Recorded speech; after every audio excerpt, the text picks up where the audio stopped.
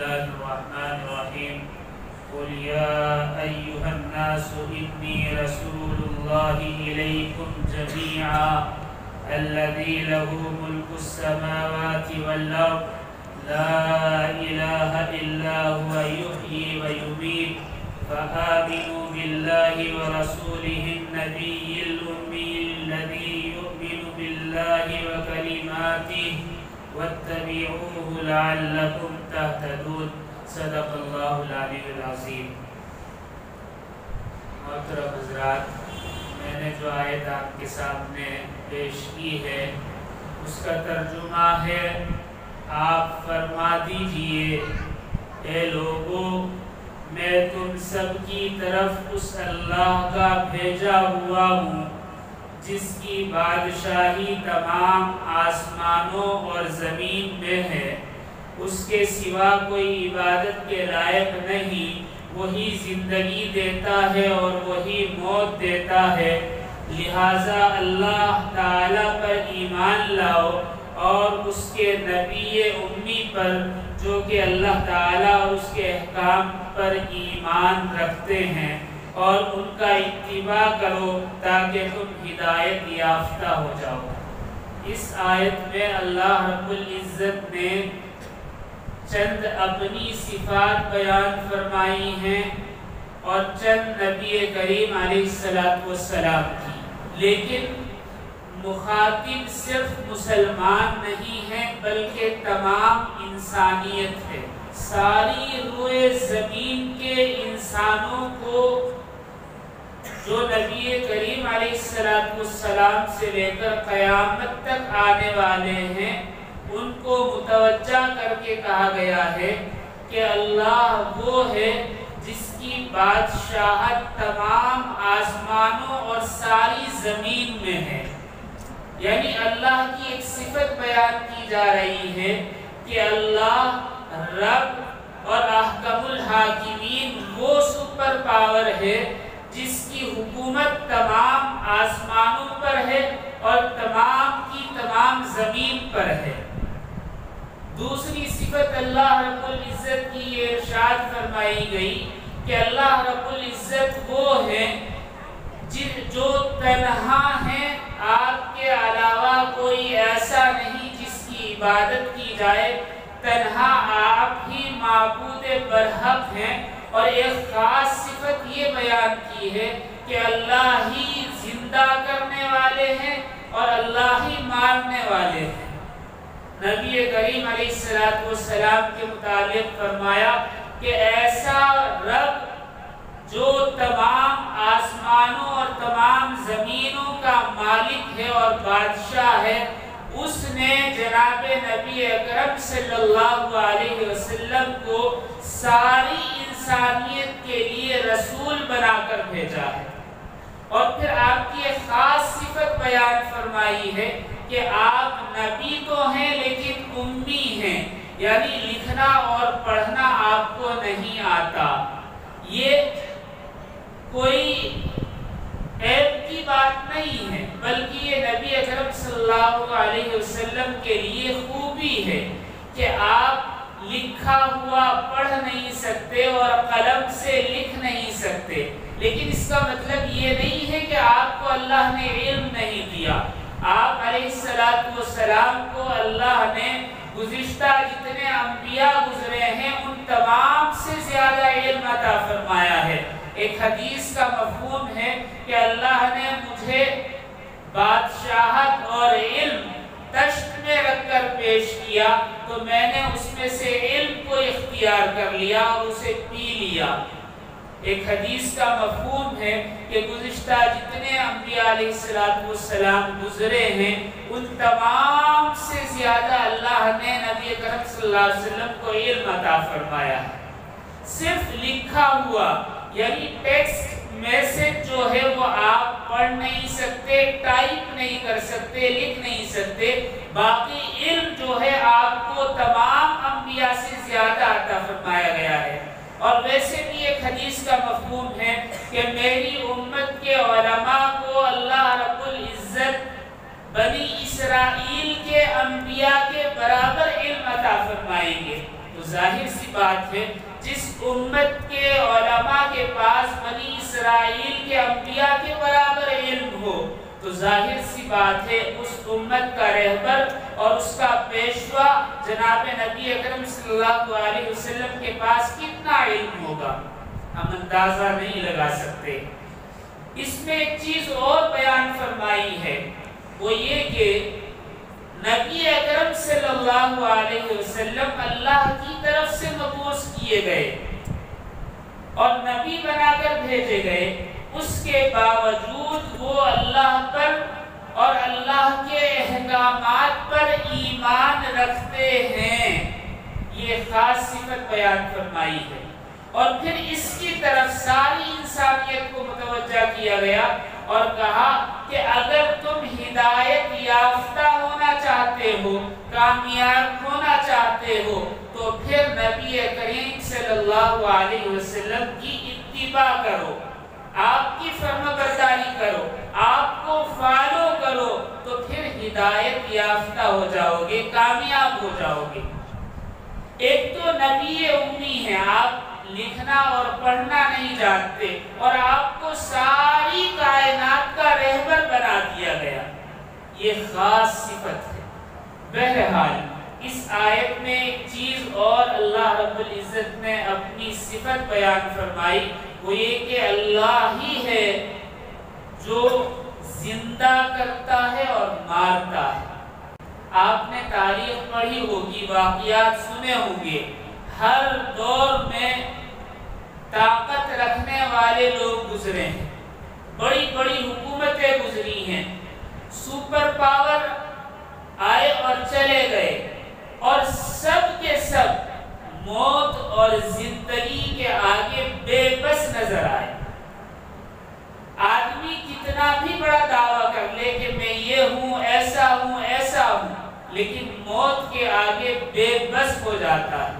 اللہ نے اسی چیز کو بیان فرمایا جس چیز کے آگے بڑی بڑی سپر طاقتیں بے بس ہو جاتی ہیں، وہ چیز ہمارے ہاتھ میں ہے، اور یہ سلسلہ پہلے سے چلا آ رہا ہے۔ ابلیس کو جب اللہ نے حضرت آدم کو ورگلانے کے لیے زمین پر پٹکنا چاہا تو اس نے ایسے وقت مہلت مانگی کہ اے اللہ روز قیامت تک مجھے مہلت عطا فرما دے، یعنی زندگی عطا فرما دے۔ حوث ہوتی ہے جینے کی، اور اگر موت آئے تو یہ آدمی چاہتا ہے کہ موت کے بعد پھر دوبارہ زندگی مل جائے، یعنی دنیا میں واپس آ جائے، لیکن اللہ کے اختیار میں ہے، کسی کے ہاتھ میں نہیں۔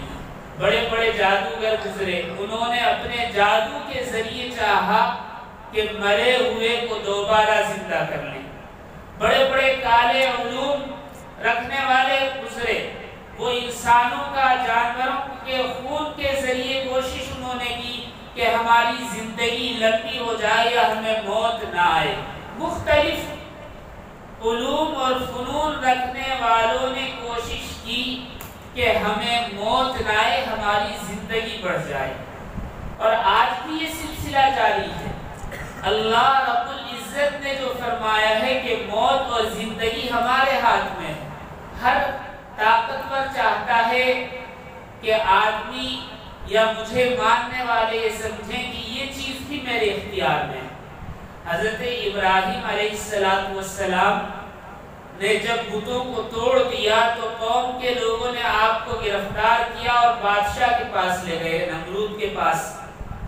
نمرود نے کہا کیا تم ہمارے معبودوں کو نہیں مانتے؟ انہوں نے کہا میں تو صرف اسے مانتا ہوں جو یکتا اور تنہا ہے۔ وہ کون ہے؟ کہا کہ وہ ہے جو زندہ کرتا ہے اور مارتا ہے۔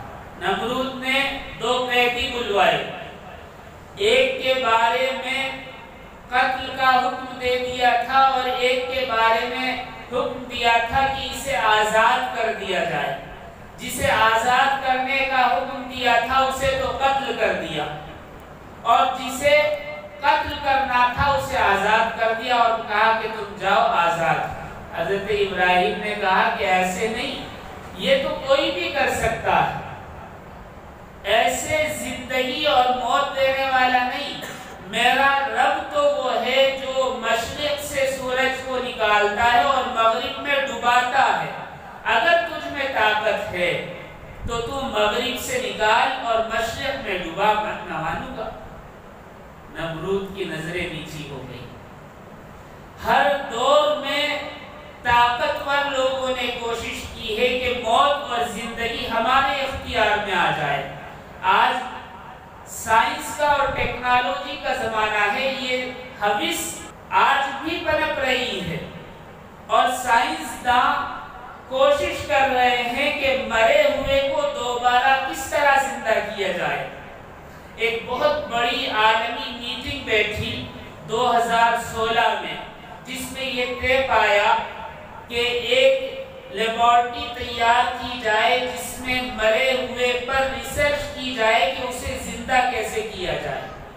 ایک امریکی فرم نے تمام دنیا کے سائنسدانوں کو جمع کیا اور بات یہ طے ہوئی کہ ہندوستان میں ایک لیبارٹری بنائی جائے، لیکن انڈین میڈیکل ریسرچ نے اس کی اجازت نہیں دی، جس کے بعد لاطینی امریکہ میں وہ لیبارٹری سن 2016 میں بنائی گئی ہے، جس میں ابھی تک کئی ریسرچ ہوئے ہیں کہ مرے ہوئے کو زندہ کیسے کیا جائے۔ اس فرم کی ایگزیکٹیو آفیسر ایک لیڈی ہے، آئرا پاسٹر، جس نے مختصر میسج دنیا کو دیا کہ ہم اس میں مردے کو زندہ کیسے کریں گے۔ اس نے کہا کہ ہم مردے کا خون لے کر اس کے بنیادی خلیوں کو باہر نکال لیں گے۔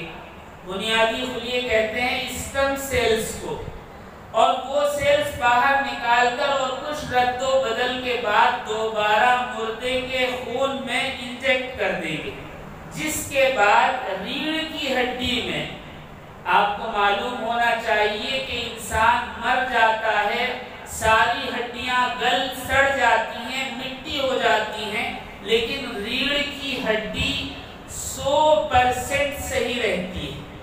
اگر اسے جلا کر لال کر کے کباب بھی بنا دیا جائے تو صرف 10% وہ خراب ہوتی ہے، ختم ہوتی ہے، باقی 90% باقی رہتی ہے۔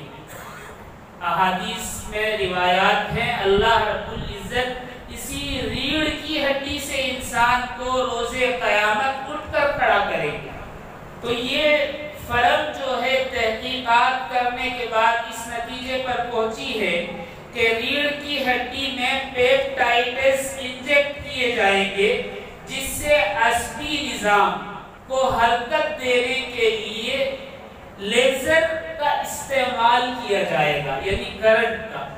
اس پر کچھ تحقیقات ہوئی بھی ہیں، 2-3 ریسرچ ہوئے ہیں، اتنی کوشش میں کامیاب ہوئے ہیں کہ مردے کا جسم جھٹکے سے بیٹھنے لگا ہے۔ لیکن اس کا مطلب یہ نہیں ہے کہ یہ زندہ کر دیں گے، زندگی موت اللہ کے اختیار میں ہے۔ دراصل حدیث کے حساب سے روز قیامت سے قبل دجال آئے گا، جس کو اللہ تعالیٰ کچھ طاقتیں عطا فرمائیں گے۔ اس میں سے ایک طاقت یہ بھی ہوگی کہ وہ مردے کو زندہ کر دے، لیکن یہ حقیقی زندگی نہیں ہوگی، یعنی روح اور جسم دجال کے ہاتھ میں نہیں دیا جائے گا، بلکہ ایک فریب ہوگا، دھوکہ ہوگا، نظروں کا ایک پردہ ہوگا، جس سے دجال لوگوں کو اپنی طرف ورگلائے گا۔ اس کا مطلب یہ نہیں کہ حقیقی طاقت جو اللہ کے اختیار میں ہے وہ دے دی جائے۔ یہ جو فرم ہے دراصل یہ دجال کے آنے کی تیاری کر رہی ہے۔ یہ فرم امریکہ کی یہودیوں کی ہے اور ایک تنظیم ہے ایلومیناٹی کے نام سے، جو شیطانی طاقت کو بڑھاوا دینے اور دجال کے استقبال کے لیے وجود میں لائی گئی ہے۔ یہ ریسرچ اسی کے لیے کیا جا رہا ہے۔ بہرحال اگر یہ کامیاب بھی ہو جاتے ہیں تو حقیقی زندگی یا حقیقی روح کا اختیار ان کے ہاتھ میں نہیں آئے گا، یہ صرف فریب ہوگا، دھوکہ ہوگا۔ حقیقی زندگی دینے والا اللہ ہے اور حقیقتاً موت کا مالک اللہ ہے۔ ایک واقعے سے بات سمجھیں۔ نبی کریم علیہ السلام ایک صحابی کے یہاں تشریف لے گئے مدینہ المنورہ۔ صحابی کو بڑی خوشی ہوئی۔ نبی اکرم صلی اللہ علیہ وسلم رحمت للعالمین، جن کی وجہ سے ساری کائنات وجود میں آئی، جن کے آگے بادشاہ اپنا سر جھکاتے ہیں، فرشتے جھک کر سلام کرتے ہیں، ایسی ذات آج ہمارے یہاں تشریف لائی ہے، بھلا ہماری عید کیوں نہیں ہو؟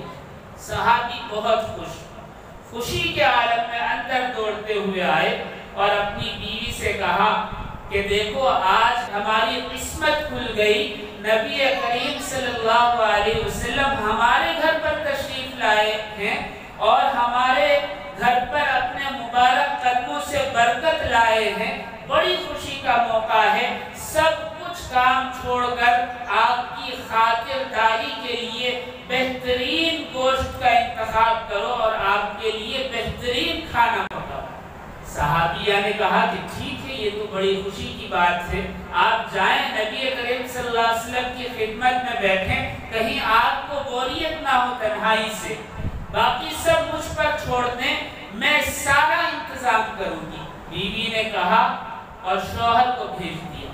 ان صحابی کے دو چھوٹے چھوٹے بچے قریباً 5-6 سال کی عمر کے، 1 سال یا 2 سال کا وہ بیش، وہ بھی کھیلتے پھر رہے تھے گھر میں۔ صحابیہ نے بہترین بکری کے بچے کا انتخاب کیا، جو نہ چھوٹا ہو نہ بہت بڑا ہو، جس پر چربی ابھی شروع ہوئی ہو اور گوشت پورا ہو گیا، ایسا بچہ تندرست صحت مند اٹھایا، چاقو اٹھایا اور لے کر چھت پر چلی گئی تاکہ اسے ذبح کریں اور گوشت لے کر پھر پکائیں۔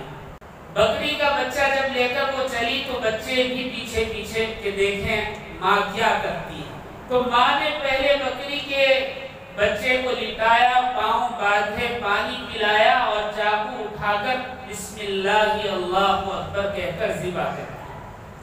بچے سارا منظر دیکھ رہے تھے، بچوں نے دیکھا کس طرح چاقو اٹھایا، کیسے پانی پلایا اور کیا پڑھا، اور پھر چاقو کس طرح چلایا، خون کیسے بہا، سارا منظر بچے دیکھتے رہے۔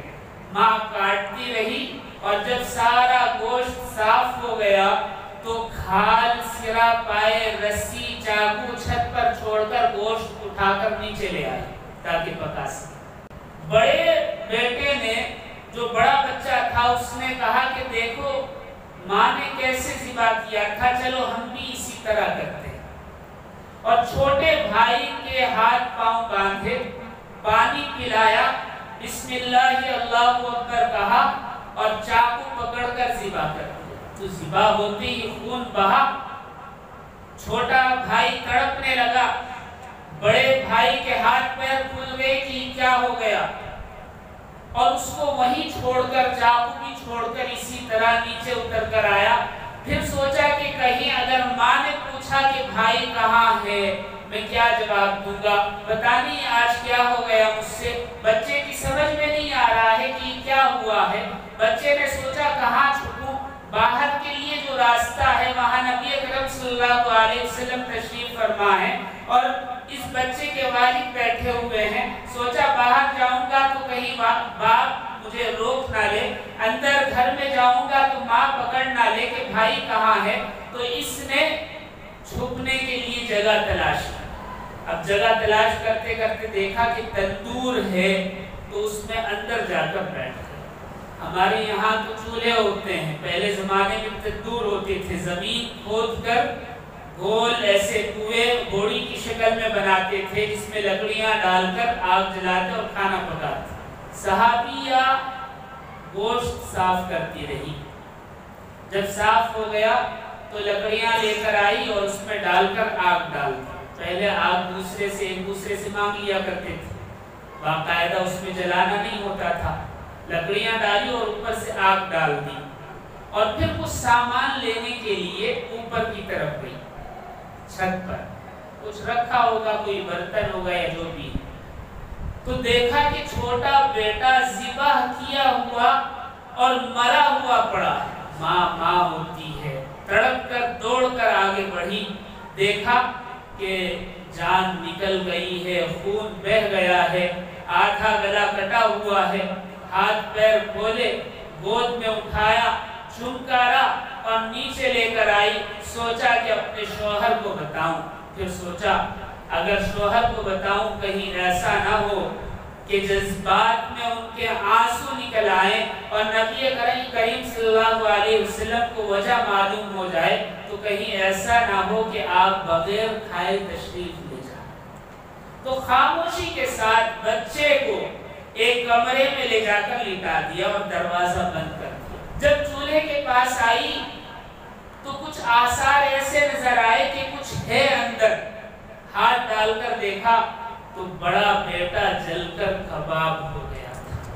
اس کو بھی نکالا، ماں نے اپنے سینے پر پتھر رکھا اور دوسرے بیٹے کی لاش بھی اس کمرے میں لے جا کر رکھ دی جہاں چھوٹے بیٹے کی لاش پڑی ہوئی تھی، اور دروازہ بند کیا اور اپنے دل کو مضبوط کر کے یہ سوچ کر کے کہیں نبی کریم صلی اللہ علیہ وسلم کی خاطرداری سے محروم نہ ہو جائیں، دل پر پتھر رکھ کر پوری توجہ کے ساتھ کھانا تیار کی۔ آج اگر کسی کے بیٹے کو چوٹ لگ جائے تو ماں کھانا پینا چھوڑ دیتی ہے، گھر والوں کو وقت پر کھانا نہیں ملتا۔ صحابہ کا مقام ایسے ہی اونچا نہیں ہوا، قربانی دی ہے تو اللہ نے ان کا مقام اونچا کیا۔ دل پر پتھر رکھ کر ماں نے بہترین کھانا تیار کیا، برتنوں میں نکالا اور صحابی کو آواز دی کہ آپ دسترخوان لگائیں، میں کھانا اتارتی ہوں۔ صحابی نے دسترخوان لگایا، اندر سے صحابیہ نے کھانا دیا، وہ برتن لے جا کر رکھتے رہے۔ جب دسترخوان سج گیا، نبی کریم علیہ السلام کے ہاتھ دھلوائے اور صحابی نے کہا اے اللہ کے نبی آپ نوش فرمائیں۔ نبی کریم علیہ السلام نے فرمایا آپ کے دو بچے کھیل رہے تھے، کہاں ہیں بلاؤ، ان کو بھی کھانے میں شریک کر لیتے۔ صحابی نے کہا کہ اے اللہ کے نبی گھر میں ہیں، آپ نے کہا کہ نہیں، بلا کر لاؤ، انہی کے ساتھ کھانا کھاتے ہیں۔ صحابی اندر آئے، بیوی سے کہا کہ بچے کہاں ہیں؟ نبی کریم صلی اللہ علیہ وسلم ارشاد فرماتے ہیں کہ بچوں کو لے کر آؤ، کھانا انہی کے ساتھ کھائیں گے۔ قربان جائیے صحابیہ پر، انہوں نے فرمایا کہ بچے سو رہے ہیں، آپ نبی کریم صلی اللہ علیہ وسلم کو کھانا کھلوا دیں۔ شوہر کو نہیں بتایا تاکہ کہیں بات لیک نہ ہو جائے۔ وہ آئے اور کہا کہ اے اللہ کے نبی بچے سو رہے ہیں، آپ شروع فرمائیں۔ نبی کریم صلی اللہ علیہ وسلم نے فرمایا نہیں، بچوں کو بلاؤ، بچوں کے ساتھ کھاتے ہیں۔ دوبارہ اندر آئے، بیوی سے کہا کہ بچے سو رہے ہیں، آپ چلے جائیں۔ کہا کہ نہیں، نبی کریم صلی اللہ علیہ وسلم حکم فرما رہے ہیں کہ بچوں کو لے کر آؤ، آپ کا حکم میں ٹال نہیں سکتا۔ صحابیہ نے دروازہ کھولا اور کہا کہ یہ ہیں، دونوں بچوں کی لاشیں پڑی ہوئی تھی، ایک جلا بھنا کباب ہوا اور دوسرا خون میں لت پت۔ صحابی کا دل دھک ہو کر رہ گیا، کہا کہ یہ کیا ہوا؟ سارا ماجرا بیان کیا، پتہ نہیں کیا ہوا، ایسے ایسے ہوا ہوگا شاید، لیکن میں نے اس لیے کہ کہیں رسول اللہ صلی اللہ علیہ وسلم ہمارے گھر سے بغیر کچھ کھائے چلے نہ جائیں، میں نے آپ سے نہیں بتایا۔ آپ جائیں اور کہہ دیں کہ آپ کھانا شروع کریں، بچے سو رہے ہیں۔ اب حقیقت معلوم ہوئی تو صحابی واپس آئے اور کہا کہ اے اللہ کے نبی بچے گہری نیند میں ہیں، آپ کھانا شروع فرمائیں، کھانا ٹھنڈا ہو جائے گا۔ نبی کریم علیہ السلام نے ارشاد فرمایا آج اگر میں کھانا کھاؤں گا تو بچوں کے ساتھ کھاؤں گا، بچوں کو بلا کر لاؤ۔ صحابی نے کہا کہ اللہ کے نبی وہ سو رہے ہیں، میں ان کو اٹھا نہیں سکتا، سچ بھی نہیں بتا سکتے، جھوٹ بھی نہیں بولا جا رہا ہے۔ کہا کہ میں اٹھا نہیں سکتا، آپ کھانا شروع فرمائیں۔ نبی کریم صلی اللہ علیہ وسلم اٹھ کر کھڑے ہو گئے اور کہا کہ چلو کہاں سو رہے ہیں، میں بھی دیکھنا چاہتا ہوں۔ صحابی انکار بھی نہیں کر سکے، روک بھی نہیں سکے، خاموشی سے چل دیے۔ صحابیہ اندر پردے میں سے جھانک کر سارا منظر دیکھ رہی تھی۔ اس کمرے کے سامنے صحابی آئے اور نبی کریم صلی اللہ علیہ وسلم سے فرمایا، اے اللہ کے نبی اس کمرے میں ہیں۔ آپ نے فرمایا چلو دروازہ کھولو۔ صحابی نے دروازے پر ہاتھ لگایا اور دھکا دیا۔ جیسے ہی دروازہ کھلا، دونوں بچے ہنستے کھیلتے ہوئے، ایک اپنے باپ کو آواز دیتے ہوئے، اے میرے بابا، اے میرے بابا، دوسرا بڑا بیٹا یا رسول اللہ کہتے ہوئے آ کر پیروں سے چمٹ گئے۔ صحابی کی آنکھوں سے آنسو جاری ہو گئے کہ ابھی تو میں دیکھ کر گیا ہوں کہ دونوں بچوں کی لاشیں پڑی ہوئی تھی، اب حیرانگی بھی ہے اور خوشی بھی ہے، سمجھ میں نہیں آ رہا ہے کہ کیا ہو رہا ہے۔ نبی کریم صلی اللہ علیہ وسلم نے کاندھے پر ہاتھ رکھا اور فرمایا کہ چلو کھانا کھاتے ہیں۔ بچے اٹھ گئے ہیں، چلو کھانا کھاتے ہیں۔ صحابی کا ہاتھ پکڑا، بچوں کے پیشانی پر بوسہ دیا اور لا کر دسترخوان پر بٹھایا اور کہا کہ بسم اللہ شروع کر۔ سارا منظر ماں بھی اندر سے دیکھ رہی تھی۔ نبی کریم علیہ السلام نے ارشاد فرمایا، جس وقت دونوں بچوں کی لاشیں لا کر تمہاری بیوی نے کمرے میں رکھی تھی، اللہ نے جبرائیل کے ذریعے مجھے ساری بات کا علم پہنچا دیا تھا کہ دونوں بچے تم نے میرے لیے قربان کر دی۔ تم نے قربانی دی اپنے بچوں کی اور یہ گوارا نہ کیا کہ کہیں نبی رحمت صلی اللہ علیہ وسلم بھوکے ہمارے گھر سے نہ چلے جائے، تو اللہ کو بھی یہ گوارا نہ ہوا کہ تمہارے بچوں کو رکھ لے، اللہ نے تمہارے بچوں کو واپس کر دیا۔ یہ ہے وہ چیز جسے قرآن کریم نے ارشاد فرمایا ہے، لا الہ الا ہوا یحیی و یمیت۔ اللہ وہ ہے جو جس کے علاوہ کوئی عبادت کے لائق نہیں، وہی زندگی دیتا ہے اور وہی موت دیتا ہے۔ بہرحال اللہ رب العزت کے ہاتھ میں ہے زندگی بھی اور موت بھی۔ آخر میں اللہ نے ارشاد فرما دیا، وَاتَّبِعُوهُ لَعَلَّكُمْ تَهْتَدُونَ۔ اللہ کے نبی کی اتباع کرو تاکہ تم ہدایت یافتہ ہو جاؤ۔ ایک ایسا پوائنٹ بتایا جا رہا ہے کہ اگر کامیابی چاہتے ہو، دنیا کی بھی اور آخرت کی بھی، ہدایت یافتہ ہونا چاہتے ہو، با ایمان ہونا چاہتے ہو، آخرت میں جزا چاہتے ہو، تو پھر ایک ہی کام ہے، وہ یہ کہ نبی کریم صلی اللہ علیہ وسلم کی اتباع کرو، آپ علیہ السلام کو فالو کرو تو کامیاب ہو جاؤ گے، ہدایت یافتہ ہو جاؤ گے۔ اللہ رب العزت ہمارے ایمان میں اضافہ فرمائے اور نبی کریم صلی اللہ علیہ وسلم کی تعلیمات پر عمل کی توفیق عطا فرمائے۔ وآخر دعوانا الحمدللہ رب العالمین۔